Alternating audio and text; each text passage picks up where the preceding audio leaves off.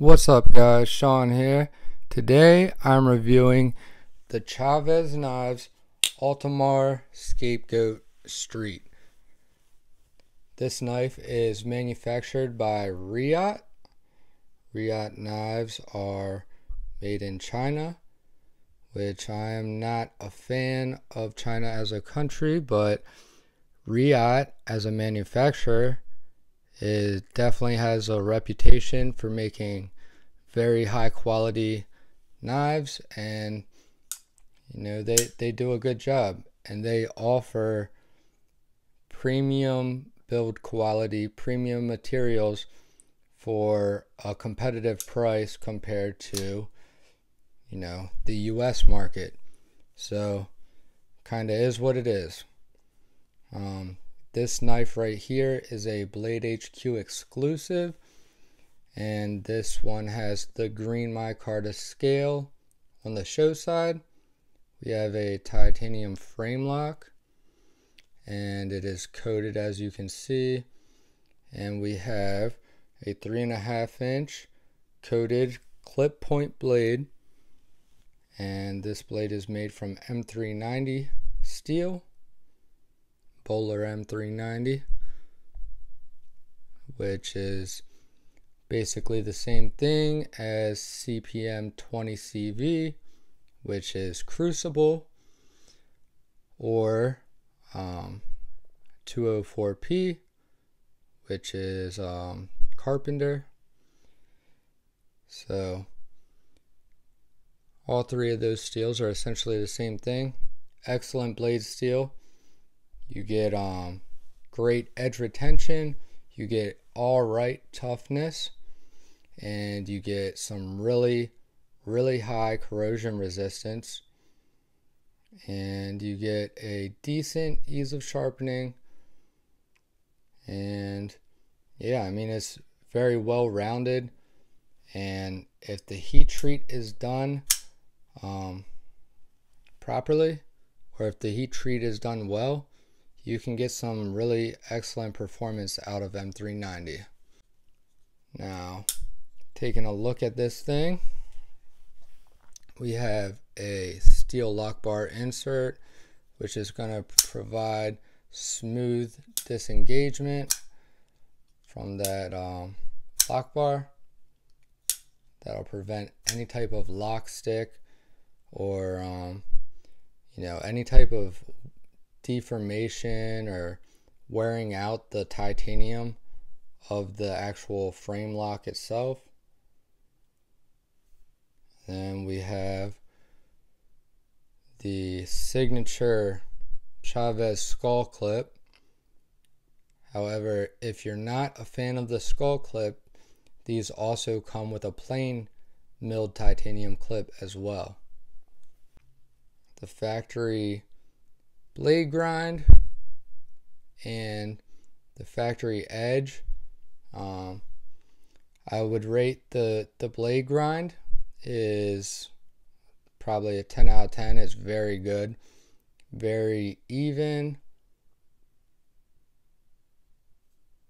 and you have a nice full finger choil right here, so your cutting edge clears the plunge grind by a long shot, so you're not going to have to worry about developing any smiles or anything for many sharpenings.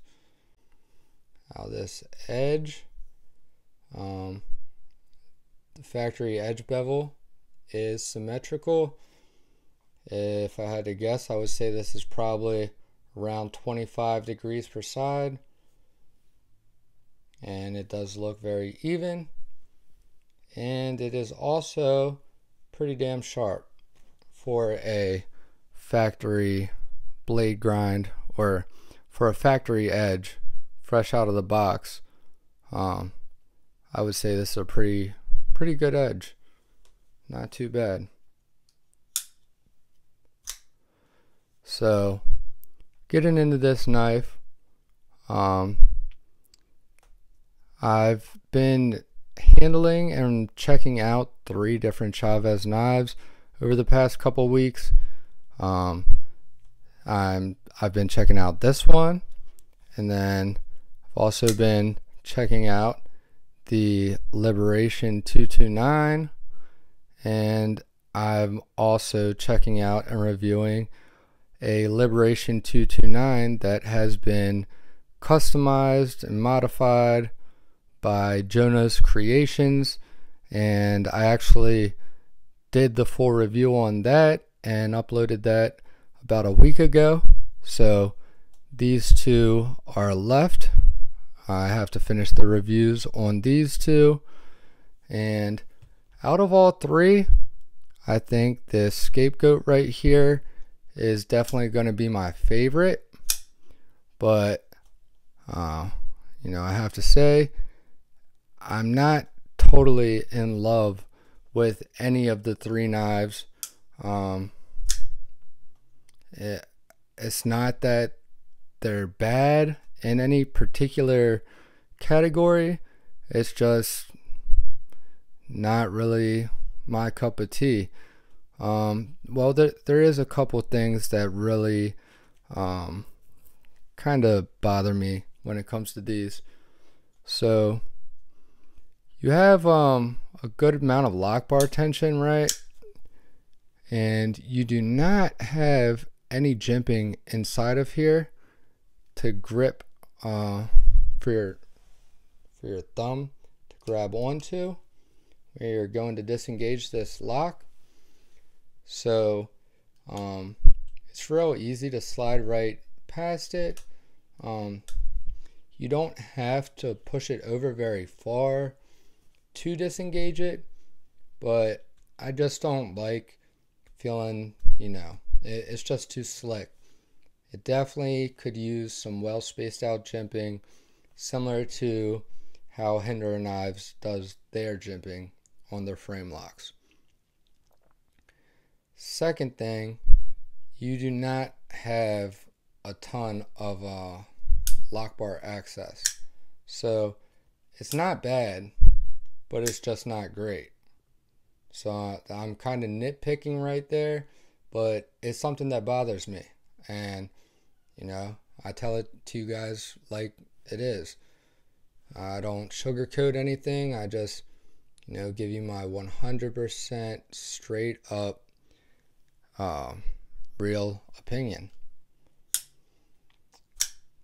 Next thing, the issue is if you have your fingers digging into the clip on this side, like I normally do by habit, I'm always holding my knives with my fingers digging into the clip right there. Whenever I'm flicking, you have to be really careful not to touch this lock bar right here whatsoever, or else you will not be able to get this knife open. It pretty much will lock the blade in place.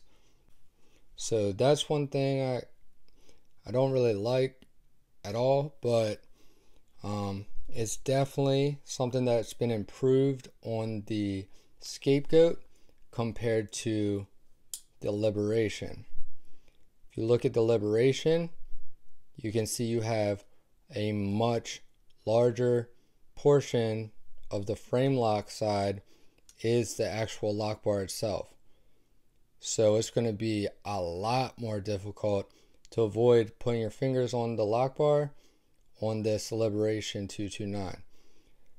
Something they did right on the Scapegoat that I really can appreciate is the lock bar is much thinner, so there's a chance that you're not going to be touching it, so you can actually use this knife without too much issues for the most part. As to where with the Liberation, see, I've gotten used to it, but definitely like the action better on this one. This one does not lock me up. Now, as far as detent, I am somebody that prefers a stronger detent, but as I've experienced more and more knives, I do not really enjoy an overly stiff detent anymore. That's something I used to be a fan of. These days, not so much.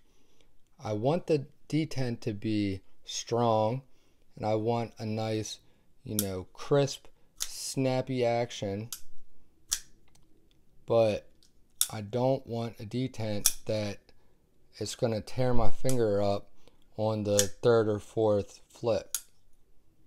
So with this one particularly, it's not really an issue. I think the detent is pretty good. It's probably one of the better ones out of the Chaves knives I've experienced. I can middle finger flick this, no problem. Thumb flick, no problem. Now when it comes to closing it,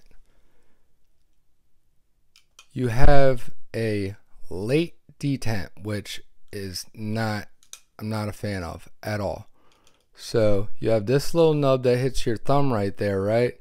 So that lets you know that's when you pull your thumb out of the way so you don't close it on your thumb. Except when you pull your thumb out right there, you're on basically a detent. Now this one feels like it has maybe a detent ramp, so it's not quite as hard to get past that point. I can get past that point pretty easily and just push it down with my finger, but this is not going to be a drop shut knife. It is smooth, but it still shakes shut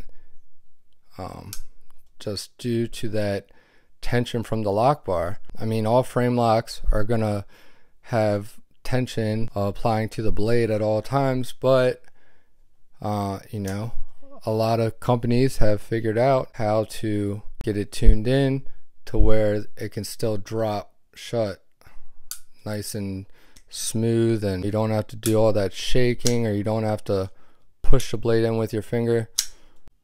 In my opinion, you're really losing out on pretty much the whole purpose and all the benefits of having a knife on bearings if your knife can't drop shut because your lock bar tension and detent situation is not dialed in. And for a knife in this price range, where this is made in China and you're over $300, you're reaching close to $400 for a titanium frame lock on bearings with M390 steel. That is American knife territory, USA made. So if I'm paying the same price for something that's made in fucking China, then they better be doing something to make me feel like I'm getting a value. If I'm buying something from China, I better feel like I'm getting more for my money versus the USA competitor, because otherwise there is absolutely zero incentive to want to buy Chinese unless you just specifically really love Chaves knives or you really are into this design.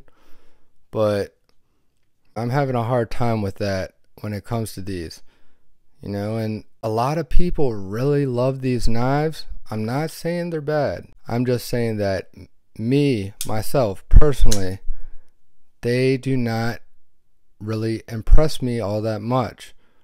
When you feel how the pivot is, it is not like, it's really not that smooth and really not impressive at all, to be honest. One good thing I can say, this knife is 100% solid. From the pocket clip, which that's one big thing with me, I don't want any type of flex in my pocket clip. So they nailed that. No flex in the pocket clip. Absolutely zero blade play from side to side. and no up and down, no horizontal play or vertical, whatever the fuck you want to call it. This thing, it locks up solid like a bank vault, so there's no issues there. Looks like we have about, I don't know, 15-20% lockup. Yeah, probably closer to 15. So that aspect makes it kind of nice to disengage it, especially with it not having a whole lot of room for you to get your thumb down in there or having jimping. So they did one thing right with the design, and at least you don't have to push it over very far. So see how I just went to flick it and I was locked up because I had my finger there. See, and it happens when you're not thinking about it, which is probably 99.9% of the time when you go to pull this out to use it for an EDC task. The only time you're not going to have that issue is when you're sitting on the couch watching TV, flipping it, or driving home from work, flicking your knife. You know, and let's admit it, we all do it. And you're actually intentionally thinking about flicking it. So, you know, you're focused on that. But when you're in the middle of doing something and you're like, oh shit, I gotta cut something, and you pull this out of your pocket and you just go to flick it out, chances are you're probably going to be on the lock bar. So that's kind of a deal breaker for me, honestly. The pros do not outweigh the cons on this one. And you know, it's kind of a shame because this is a beautiful knife. It looks really good. As far as looks go and aesthetics, I give it a 9 out of 10. Ergonomics are probably also a 9 out of 10. Or, not, I'm being a little generous there. I would say an 8 out of 10. Ergonomics are excellent. Whether you're back here, I have a size large glove hand. Alright, I can get a comfortable full grip, just barely. You know, I don't have any extra real estate, but I can get a comfortable full grip on the handle back here. And then, of course, you have that finger choil right there. So you have the option to choke up, which anytime I have a finger choil, that's just what naturally feels better to me, is to be choked up on the blade. And you know, you have that little bit of handle hanging out of your hand, so you feel like you have that good leverage on the handle. You know, you don't have any hot spot from, say, if you're cutting into something and you come into some resistance, you're not going to have this pressing up into your palm irritating you, because you know that clears the back of your hand. So that's cool. Action, it's definitely good, but for a knife of this caliber, for a knife in the $300 range, if I'm rating it 1 out of 10 for a knife in the $300 range, it's probably getting a 5 or a 6. If you're comparing it against, you know, everything out there, you know, maybe it would be a 6.5. But even then, you know, it might, I don't know. I don't want to talk shit on it because the action isn't bad, all right? But there's just so much competition out there, guys. And to be completely honest, I felt action on Civivis, and I'm not even a Civivi fan. I don't currently own a single Civivi. I felt action on Civivis, $50, $60 Civivis, feel more impressive than this. And I can't tell you that, you know, this action is great, or I'd be lying to you. Like I said, a lot of people love these, but I gotta tell you guys my honest opinions. And That's why you guys come here. You guys come here for me to give you my honest opinions and assessment. So, you know, this knife is cool. I am very thankful that Micah sent this to me to check out and review. So shout out to Micah. Unfortunately, guys, this, for the price, is not going to be one that I can recommend and feel good about. You know, if you really like the design and you're okay with all the aspects that I told you about, then sure, go for it. But, you know, just be forewarned that there are some little issues with this. I'm not going to put in a cutting clip because I need to get caught up on some videos and stuff. So I'm going to kind of knock them out this way. But just know I did cut with this. I cut a bunch of cardboard and some other random stuff. And this knife cuts pretty good. As it doesn't cut great. You know, it didn't blow me away. But it cuts. It's definitely not bad in the cutting department. I wouldn't say that it's a poor blade geometry or anything like that. I mean, it actually, you know, you have a decent size thickness blade stock right here, and it comes down pretty decently thin. Not super thin, but it's definitely thin enough. This thing is going to cut just fine for most people, even for me. And I'm a picky motherfucker. And this knife cuts just fine. Is it going to blow you away? No. But it does cut. It cuts good. So there's that. And then, of course, I always rate the acoustics, the sound of the knife. As far as the acoustics go, I'm going to have to give this a 6 because it's not bad. It kind of sounds like a, you know, a premium knife, but it's just not really anything exciting about it. So, you know, that's going to end up around a 5.5 or a 6. I think that is going to wrap it up for this one.